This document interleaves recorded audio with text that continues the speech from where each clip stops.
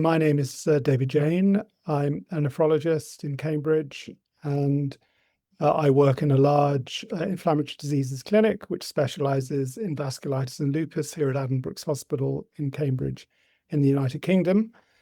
And we have a long experience of being involved in the development of new therapies for lupus, and in particular for lupus nephritis. And the topic of today is a CAR T-cell therapy for lupus and lupus nephritis, and in particular, a CAR T product called obe-cel. So why do we need CAR T therapy in lupus and lupus nephritis? Well, the reality is the majority of patients follow a chronic relapsing course, and the treatments that we have available suppress disease activity, but they do not eliminate the disease, and they're toxic. And so patients suffer chronic morbidity as a result of persisting disease-related symptoms, as well as increasing treatment-related damage.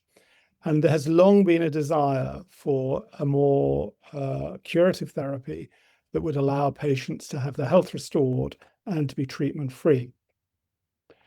Over the last few years, there's been a focus on B-cell targeted therapies in lupus with the licensing of belimumab, a BAFF inhibitor, and more recently, the approval of obinutuzumab, an anti-CD20 B-cell depleting monoclonal.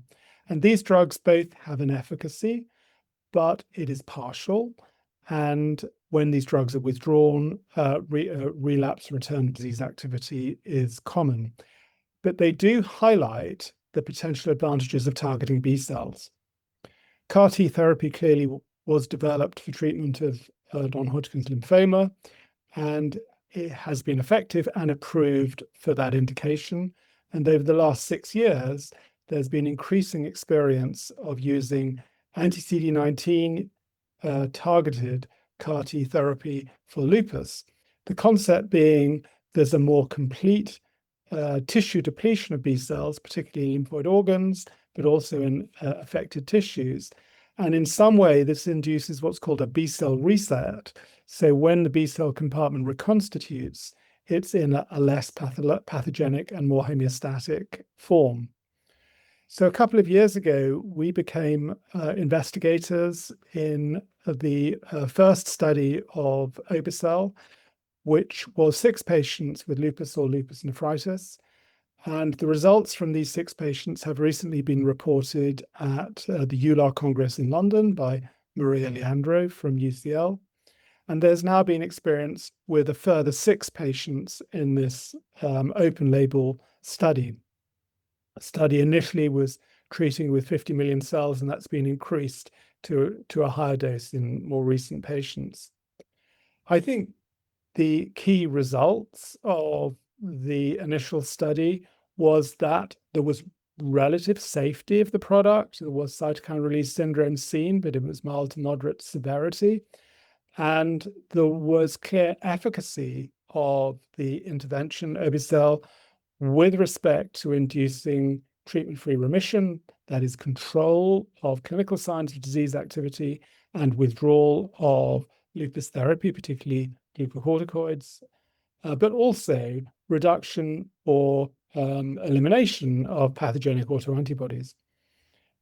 This data is sufficiently positive for obe-cel now to be moved into a further prospective trial, which will focus on lupus nephritis, classes 3 and 4, and looks to recruit those patients who failed on at least 2 standard immunosuppressive agents, such as mycophenolate or voclosporin or belimumab, and who require further therapy.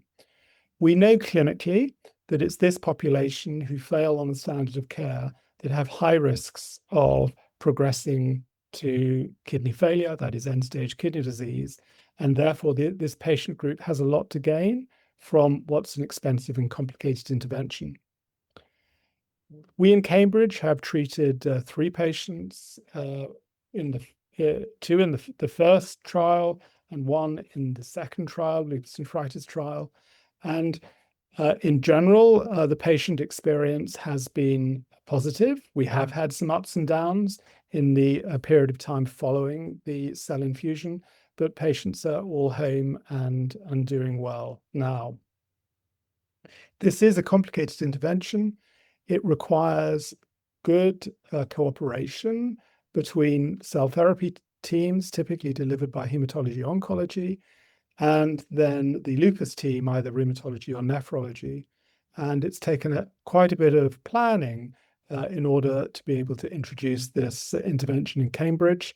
But I'm glad to say the processes have all worked, and we're now approaching further patients to recruit to this trial. We're very optimistic that this treatment will prove to be effective. I think the challenge for the future will be the ability of healthcare systems to deliver what is an expensive and complicated therapy and currently requires patients to be in hospital for 2 to 3 weeks, when there is an absolute limitation on hospital beds and hospital resources. But I see this very much as a proof of principle that anti-CD19 targeted CAR T does work, and then future developments would look to see to what extent the processes can be streamlined in terms of the duration of time patients need to be in hospital and what sort of monitoring they're going to receive.